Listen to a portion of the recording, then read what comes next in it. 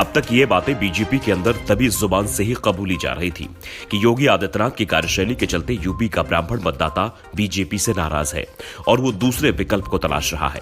BJP से ब्राह्मणों की नाराजगी का एहसास होते ही कांग्रेस, सपा और बसपा तीनों ने ही ब्राह्मणों को अपने पाले में लाने की कोशिशें तेज कर दी हैं।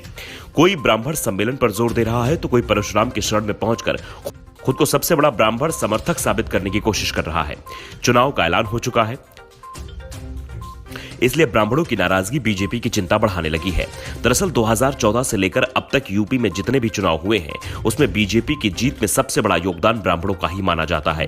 प्रदेश में इनकी संख्या 12 से 15% के बीच है, लेकिन इस बार ब्राह्मण बीजेपी से खिसकते दिख रहे हैं। यूपी बीजेपी के उपाध्यक्ष और विधान परिषद सदस्य अरविंद कुमार शर्मा ने इस बात को स्वीकार करते हुए कहा कि हमारे दल से ब्राह्मण समाज नाराज है। इस नाराजगी को देखते हुए बीजेपी एक पैनल गठन भी किया गया है, जिसमें ब्राह्मण समुदाय के कई बड़े नेताओं को शामिल किया गया है, जो समाज की नाराजगी को दूर करने की कोशिश में जुटा है।